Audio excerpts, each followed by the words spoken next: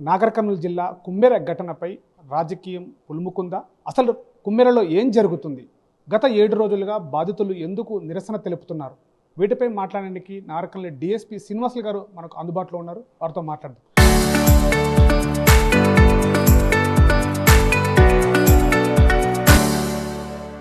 Sir చెప్పండి, గత 7 రోజుల నుంచి కూడా కుమ్మెర ఘటన అటు 2 తెలుగు రాష్ట్రాల్లో కూడా అగ్గి రాజేసినట్లుగా మారిపోతుంది. అసలు స్థానిక పరిస్థితులు ఏం జరిగినాయి? అసలు ఏం జరిగింది ఈ ఘటన పైన? ఓకే, నమస్కారం అండి. యాక్చువల్గా మన కుమ్మెరలో ఈ నెల 17, 18, 19వ తారీఖు రోజు మల్లికార్జున స్వామి ఉత్సవాలు జరుగుతున్నాయి ఇక్కడ. యాక్చువల్గా ఈ జాతర అనేది గొల్ల కురువలు చేసుకునేటటువంటి జాతర అయినప్పటికీ కూడా సాంప్రదాయబద్ధంగా ఏదంటే గ్రామ సర్పంచ్ ఎవరుంటే వాళ్ళు తలంబ్రాలు తీసుకొచ్చి అక్కడ కూర్చొని కార్యక్రమాలు నిర్వహిస్తారు. 17వ తారీఖు రోజేమో ఎడ్ల బండ్లన్నీ కూడా ఆ గుడి చుట్టూ తిరుగుతాయి. 18వ తారీఖు రోజు భక్తులు దర్శనం చేసుకుంటారు. 19వ తారీఖు రోజు తలంబ్రాలు జరుగుతాయి. అయితే 17వ తారీఖు రోజు ఎక్కువ ఫ్లోటింగ్ ఉంటుంది, ఎడ్ల బండ్లు తిరుగుతాయి. అవి చూడడానికే పబ్లిక్ కూడా సుమారు ఒక 20,000, 15 నుంచి 20,000 మంది వస్తారు. ఆ రోజు మా డివిజన్లో ఉన్నటువంటి ఫోర్స్ అంతా పెట్టి కూడా బందోబస్తు చేసినాం. ఆ రోజు ఎటువంటి చిన్న ఇన్సిడెంట్ కూడా కాలేదు. 19వ తారీఖు రోజు కూడా తలంబ్రాలు ఉంటాయి. ఆ రోజు కూడా పబ్లిక్ బాగా వస్తారు. ఆ రోజు కూడా చిన్న ఇన్సిడెంట్ కూడా లేదు. 18వ తారీఖు రోజు ఓన్లీ భక్తులు దర్శనం చేసుకుంటారు అంతే. టిక్కెట్లు గిట్ల లేదాడ. కాకపోతే కొబ్బరికాయలు బోనాలు పెట్టడానికి అక్కడ కొబ్బరికాయలు కొనుక్కోవడానికి అవి ఉన్నది, కానీ టికెట్ ఎవరి దగ్గర కూడా వసూలు చేసినట్టు లేదు అది. అయితే అది ఈ 18వ తారీఖు రోజు భక్తులు దర్శనం చేసుకునేటటువంటి క్రమంలో ఇక్కడ ఈ కుమ్మెర గ్రామానికి చెందినటువంటి సాకలు కులస్తులు కొంతమంది లేడీసు అక్కడ దర్శనం చేసుకోవడానికి దేవుని దైవ దర్శనం కొరకు పైకి వెళ్ళారు. దర్శనం చేసుకునేటటువంటి క్రమంలో పబ్లిక్ బాగున్నారు. ఫ్లోటింగ్ దర్శనం చేసుకునే క్రమంలో అక్కడికి వాలంటరీగా పనిచేస్తున్నటువంటి శ్రీనివాసరెడ్డి అనే అతను పబ్లిక్ని మూవ్మెంట్ చేస్తున్నాడు. ఆ మూవ్మెంట్ చేసేటటువంటి క్రమంలో దర్శనం అయిపోయింది కదా, తొందర పొమ్మని చేపెట్టి దుబ్బినాడు.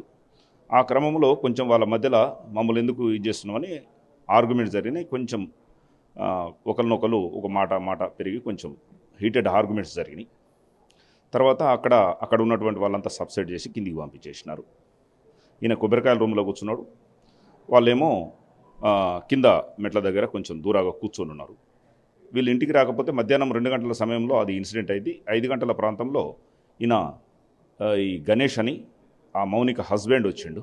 ఏమి ఇప్పటివరకు ఇంటికి రాలేదంటే ఇట్లా శ్రీనివాసరెడ్డి తిట్టిండు అని చెప్పగానే శ్రీనివాసరెడ్డి మీన కొన్ని అంటే వల్గర్ లాంగ్వేజ్ యూజ్ చేస్తూ కొన్ని వాట్సాప్లో కుమ్మెర విలేజ్కి సంబంధించినటువంటి వాట్సాప్ గ్రూప్లో కొన్ని పోస్ట్ చేసిన తర్వాత ఆ గ్రామస్తులు శ్రీనివాసరెడ్డికి ఫోన్ చేసి ఈ విధంగా ఇట్లా గణేష్ చాకలి గణేష్ ఇట్లా నీ మీద వాట్సాప్ చేస్తున్నాడు అని చెప్పేసి అంటే ఈ కొబ్బరికాయల రూమ్కు వాళ్ళు ఉన్నదానికి కొంచెం విజిబుల్ డిస్టెన్స్లో ఉంటే పోయి అడిగిండు, ఎందుకు ఈ విధంగా చేస్తున్నావు, ఏదైనా అడిగేది ఉంటే నాకు అడుగు అని చెప్పేసి అడిగితే అక్కడ వాళ్ళిద్దరి మధ్యలో కొద్దిగా ఆర్గ్యుమెంట్స్ జరిగినాయి. ఒకరినొకరు దొబ్బుకుంటూ కొట్టుకుంటూ ఆ కొబ్బరికాయ రూమ్ దగ్గరికి వచ్చేసారు.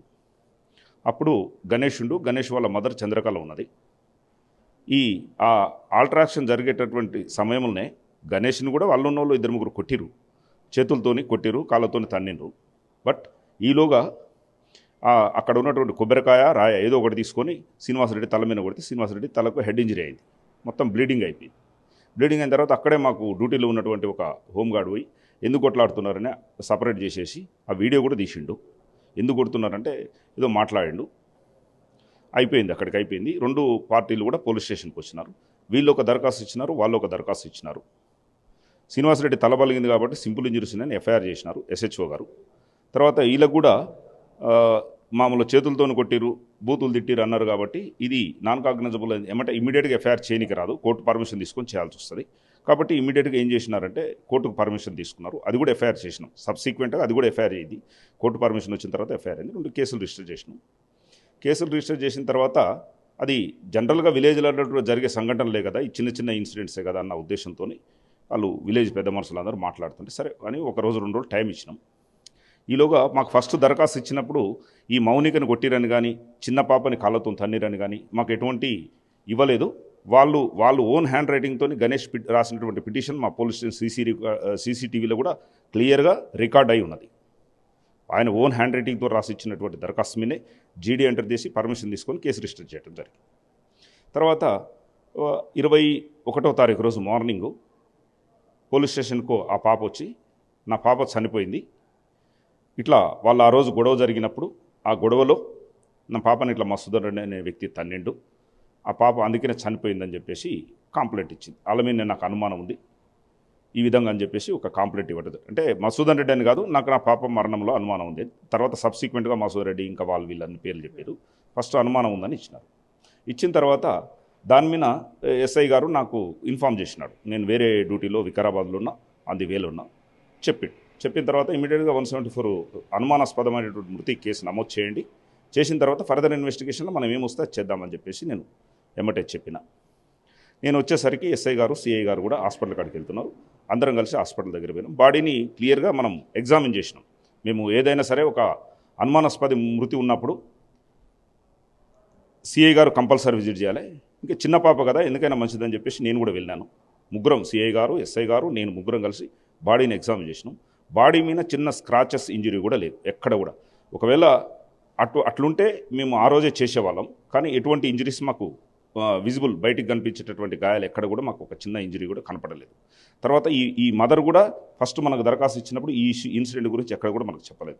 కాబట్టి సరే ఏదైనా ఉండని మనం అనుమానాస్పదమైన మృతి కేసు రిజిస్టర్ చేసిన తర్వాత ఫర్దర్ మనకు రిపోర్ట్ ఏమొస్తే దాని ప్రకారంగా చేద్దామన్న ఉద్దేశంతో కేసు చేసినాం. వాళ్ళు ఇచ్చిన దరఖాస్తు మీద కేసు రిజిస్టర్ చేసినాం. కేసు రిజిస్టర్ చేసి పోస్ట్ మార్టం కూడా చేయించినాం. బాడీ తీసుకుపోమంటే ఫస్ట్ తీసుకుపోతున్నారు, తర్వాత మా పెద్ద మనుషులు వస్తున్నారు సార్, వచ్చిన తర్వాత తీసుకుపోతామని చెప్పడం జరిగింది. అది అయిపోయిన తర్వాత మళ్ళీ కొంతసేపటికి విశారదన్ మహారాజు వాళ్ళందరూ వచ్చారు. మర్డర్ కేసు పెట్టాలని చెప్పేసి మమ్మల్ని రిక్వెస్ట్ చేసి రోడ్డు మీద ధర్నా ఇవన్నీ చేయడం జరిగింది. చేసినప్పుడు నేను క్లియర్గా చెప్పిన, ఇది వచ్చిన తర్వాత 100% చేస్తాం మేము. మాకు ఎందుకంటే ఇప్పుడు రోజు ఎన్నో కేసులు జరుగుతున్నాయి. మేము ఈ ఒక్క కేసే కాదు కదా ఇన్వెస్టిగేషన్ చేసేది. కొంతమంది అనుమానాస్పద మృతిలో ఉన్నప్పుడు, చనిపోయినప్పుడు స్మోతరింగ్ కానీ లేదా థ్రోటలింగ్ కానీ జరిగినప్పుడు ఏమవుతుందంటే బయటికి ఎటువంటి ఇంజరీస్ కనపడవు, కానీ మనిషి చనిపోయి ఉంటాడు. పోస్ట్ మార్టం రిపోర్ట్ చేసినప్పుడు మనకు క్లియర్గా ఇంటర్నల్ ఆర్గాన్స్ ఎక్కడ ఏమైనా దెబ్బతిన్నాయా లేకపోతే లంగ్స్లో ఏమైనా ప్రాబ్లమ్ మనకు క్లియర్గా తెలిసిపోతుంది. డాక్టర్ గారికి తెలుస్తుంది అది. దాని ప్రకారంగా దాన్ని బేస్ చేసుకొని, షార్ట్ ఒపీనియన్ బేస్ చేసుకొని మేము మర్డర్ కేసు సెక్షన్ ఆర్డర్ చేస్తాం, ఇన్వెస్టిగేషన్ చేస్తాం. ఆ విధంగా చేద్దామన్న ఉద్దేశంతోనే మేము ఈ విధంగా అనుమానాస్పదమైనటువంటి మృతికి అయితే కేసు నమోదు చేస్తాము. తర్వాత ఆల్టరేషన్ చేస్తామని డాక్టర్ గారు ఒపీనియన్ వచ్చిన తర్వాత చేస్తామని చెప్పిన తర్వాత వాళ్ళు లేదు ఖచ్చితంగా మాకు కావాలని చెప్పారు. అట్లా చేయడానికి రాదని నేను క్లియర్గా చెప్పేసాను. తర్వాత లేదు ఈ అమ్మాయి ఎస్సీ, మీరు ఎస్సీ ఎస్టీ కేసు కూడా పెట్టాలన్నారు. అంటే ఎస్సీ అన్న విషయం మాకు ఈ రోజు వరకు కూడా తెలియదు. మీరు ఆ విధంగా ఒకవేళ దరఖాస్తు ఇస్తే మేము చేస్తామన్నాం. వాళ్ళు ఒక పిటిషన్ డ్రాఫ్ట్ చేసినారు. అతన్ని చంపడానికి ప్రయత్నం చేశారు, హత్యాయత్నం చేశారని కూడా చెప్పారు. హత్యాయత్నం చేశారు గణేష్ మీన. అదేవిధంగా ఈ బూతులు తిట్టిరు, ఈ అమ్మాయి ఎస్సీ, అన్ని కాంప్లైంట్స్ రాసిస్తే దాని ప్రకారంగా మేము కేసు నమోదు చేసినాం. కేసు రిజిస్టర్ చేసి నిన్న మనం ఒక 3 వ్యక్తులను కూడా అరెస్ట్ చేసి రిమాండ్ చేయడం జరిగింది. రిమైనింగ్ వాళ్ళని కూడా అరెస్ట్ చేస్తాం. యాజ్ ఎర్లీ యాజ్ పాసిబుల్ విలేజ్లో ఎక్కడ ఉన్నారో వెరిఫై చేసి వాళ్ళని కూడా అరెస్ట్ చేస్తాం. మరి మేము ఎక్కడ కూడా దీంట్లో డీవియేషన్ అయితే చేయలేదు. సిస్టమేటిక్గా పద్ధతి ప్రకారంగానే చేసుకుంటూ వచ్చినాం. ఇది కొంతమంది వ్యక్తులు, అంటే నేను అందరినీ కూడా అంటలేను, చాలామంది చదువుకున్నటువంటి వ్యక్తులు ఉన్నారు. ఈ ప్రొసీజర్ కూడా, ఈ ఇన్వెస్టిగేషన్ ప్రొసీజర్ కానీ చట్టం ఏ విధంగా పనిచేస్తుంది అనేది కానీ అందరికీ కూడా తెలుసు. కొంతమంది, నేను ఎవరిని కూడా స్పెసిఫిక్గా అంటలేను, కొంతమంది తమ సొంత ప్రయోజనాల కొరకు ఈ విధంగా దాన్ని ఎగ్జాగరేషన్ చేస్తున్నారు. ఒకవేళ దీంట్లో ఏదన్నా డౌట్ ఉంటే మా ఆఫీసర్స్ ఉన్నారు, ఎస్పీ గారు ఉంటారు, డిఐజీ గారు ఉంటారు, మా డీజీపీ సార్ ఉంటారు. రిప్రజెంటేషన్ చేస్తే వాళ్ళు ఇన్వెస్టిగేషన్ అంతా కూడా పరిశీలన చేస్తారు. ఒకవేళ ఉంటే చేయమని చెప్తారు. కానీ మేము ఎక్కడ కూడా తప్పు చేయలేదు, పద్ధతి ప్రకారంగా ఇన్వెస్టిగేషన్ చేస్తున్నామని చెప్తున్నాం. సో అంటే ఇక్కడ ప్రధానంగా బాధితులు చెప్తున్నది ఏంటంటే, దేవాలయం దగ్గర ఉన్నటువంటి కొబ్బరికాయల గుళ్ళో కొట్టారు అనేటువంటి సంఘటనలో పాప ఉంది అనేటువంటిది బలంగా బాధితులు చెప్తున్నటువంటి మాట. సో అక్కడ బాలిక, మీ యొక్క ప్రాథమిక ఇన్వెస్టిగేషన్లో బాలిక ఉన్నదా, బాలిక అక్కడే ఆ యొక్క వ్యక్తి తనడం వల్ల చనిపోయింది అనేది ఏంటి అనేది దీనిపైన? ఇప్పుడు ఈ అమ్మాయి ఒకటి మాత్రం చెప్తా ఉంది, వాళ్ళ కుటుంబ సభ్యులు మాత్రమే చెప్తా ఉన్నారు. అక్కడ ఉన్న వాళ్ళని కొంతమందిని మేము విచారణ చేస్తే లేరని చెప్తా ఉన్నారు. దాని మీద ఇంకా మేము ఒక కంక్లూజన్కి వచ్చిన తర్వాత మేము 100% మేము ఈ రిపోర్టు తర్వాత వాళ్ళ స్టేట్మెంట్ బేస్ చేసుకుని 100% మేము 307 చేసినాం. 307కు 302కు పెద్ద డిఫరెన్స్, స్లైట్ డిఫరెన్స్ ఉంటుంది. పనిష్మెంట్లో కూడా పెద్ద డిఫరెన్స్ ఏముండదు. మేము 100% ఒకలా రిపోర్ట్ వస్తే రిపోర్ట్ని ఆధారం చేసుకుని 302 చేస్తామని చెప్తున్నాం. ఇప్పుడు కూడా ఒకవేళ రిపోర్ట్ వచ్చిన తర్వాత వస్తే దాని మీద ఛార్జ్షీట్ ఫైల్ చేస్తాం. మేము క్లియర్గా చేస్తామని చెప్తున్నాం, ఎక్కడ కూడా మేము చేయమని చెప్తలేం. సో అంటే ఇక్కడ దేవాలయం సంబంధించినట్టు అది ఒక ఎండోమెంట్ కింద లేదు, తర్వాత గ్రామం సంబంధించినటువంటి చైర్మన్ ఆధారంగా నడుస్తుంది. కానీ అక్కడ 100 రూపాయలు అనేటువంటి దగ్గరనే ఇష్యూ రెడీ అయింది, స్టార్ట్ అయింది 100 రూపాయలు అనేటువంటి. అసలు మీ ప్రాథమిక ఇన్వెస్టిగేషన్ 100 రూపాయలు వసూలు చేశారా? అసలు ఈ చైర్మన్ గారికి సంబంధించినటువంటి ఆ డబ్బులన్నీ కూడా వీళ్ళకు చెందుతున్నాయి అనేటువంటి ఆరోపణలు కూడా వస్తున్నాయి. ఎట్లా మీ ఇన్వెస్టిగేషన్? యాక్చువల్గా అక్కడ ఇప్పటి వరకు మేము చాలామందిని కూడా వెరిఫై చేసినాం. అక్కడ డబ్బులు ఇచ్చేటటువంటి డబ్బులు తీసుకోవటము, టికెట్ తీసుకోవటము అనేది అక్కడ కూడా లేదు, ఎక్కడ కూడా లేదు. సరే, ఎవరికన్నా వాళ్ళకు దేవుని మీద భక్తి ఉంటే మనం ఏమైనా హుండీలు గిట్ల వేస్తారు, కానీ అక్కడ టికెట్ సిస్టమ్ లేదు. కొబ్బరికాయలకు, బోనాలకు అవి టికెట్స్ ఉన్నాయి, వాళ్ళు కొనుక్కొని పోతున్నారు. సో అంటే ఇంకా ప్రధానంగా ఒకటి విషయం సార్, అంటే ఇప్పటివరకు 8 మందిని అక్కడ నిందితులుగా చేర్చారు, కానీ ఇప్పటివరకు మాత్రమే 3 మాత్రమే చేర్చారు, అరెస్ట్ చేశారు. తర్వాత మిగతా వాళ్ళని కూడా ఇప్పటివరకు అరెస్ట్ చేయకపోవడం వల్ల చాలా జాప్యం జరుగుతుందని బాధితులు కాదు, ఇటు వచ్చినట్టు ప్రజా సంఘాలు కావచ్చు, మిగతా నాయకులు అంటున్నారు. అసలు ఇది జాప్యమేనా? అసలు ఎందుకు వీళ్ళు ఇంతసేపు బయట ఉండడానికి కారణాలు ఏంటి చెప్తారు? ఓకే, ఇప్పుడు మేము ఆ రోజు ఇన్సిడెంట్ జరిగిన తర్వాత మేమందరం ఆఫీసర్స్ అందరూ కూడా ఇక్కడనే ఉన్నాం. ఒక ఎస్ఐ గారిని, కొంతమంది కానిస్టేబుల్ పంపించినాం. 4 వ్యక్తుల్ని అప్రహెన్షన్ చేయడం జరిగింది. దీనికి సంబంధించినవన్నీ 4 వ్యక్తుల్ని అప్రహెన్షన్ చేయడం జరిగింది. వీళ్ళని అప్రహెన్షన్ చేసే క్రమంలో వాళ్ళు మమ్మల్ని కూడా ఏడబట్టుకపోతారని విలేజ్ వదిలిపెట్టేసి వెళ్ళిపోయినారు. తర్వాత ఈ 4 కూడా మేము వెరిఫై చేస్తే 4 ఇట్లలో కూడా 3 మన కేసులో ఎస్టాబ్లిష్మెంట్ అయ్యారు. ఒక అతను లేని వాళ్ళు మనం పెట్టలేం కాబట్టి లేని వాళ్ళని పంపించేసినాం. ఉన్న 3 మెయిన్ అక్యూజ్డ్ అవుతారు, మసూద్ రెడ్డి, వీళ్ళు అలిగేషన్ చేసేటటువంటి శ్రీనివాసరెడ్డి, మసూద్ రెడ్డి, వాళ్ళిద్దరి మీద ఫోకస్ చేసి ఇమ్మీడియట్గా పట్టుకొచ్చి అరెస్ట్ చేసినాం. శ్రీనివాసరెడ్డిని, మధుసూదన్ రెడ్డి, వీళ్ళిద్దరి మీద మెయిన్ అలిగేషన్ చేస్తాము. వీళ్ళ ఇద్దరిని కూడా మేము అదే రోజు వాళ్ళ మీద కాన్సన్ట్రేషన్ చేసి పట్టుకొచ్చి అరెస్ట్ చేసినాం. రిమైనింగ్ వాళ్ళు కూడా యాజ్ ఎర్లీ యాజ్ పాసిబుల్ చేయడానికి మేము ప్రయత్నం చేస్తాం.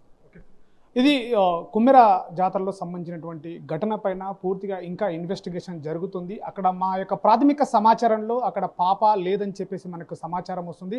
కానీ పోస్ట్ మార్టం రిపోర్ట్లో కూడా ఎక్కడ ఒక ఫిజికల్గా లోపల కానీ అటు బయట కానీ ఎక్కడ ఒక ఇంజురీస్ జరిగినటువంటి దాఖలాలు లేవని చెప్తున్నారు. అక్కడ 100 రూపాయల నుంచి ప్రారంభమైనటువంటి గొడవ ఏతుందో అక్కడ 100 రూపాయలు కూడా తీసుకోలేదనేటువంటి ప్రాథమిక విచారణ జరుగుతుంది. బయట ఉన్నటువంటి ఆ 5 మంది ఎవరైతున్నారో వాళ్ళ 5 మందిని కూడా పరారీలో ఉన్నటువంటి వ్యక్తులను కూడా తొందరలోనే అరెస్ట్ చేస్తామని చెప్పేసి కూడా డిఎస్పీ గారు చెప్తున్నటువంటి పరిస్థితి. కెమెరా పర్సన్ నర్సింగ్తో శివాజీ, RTV, నాగర్ కర్నూలు జిల్లా.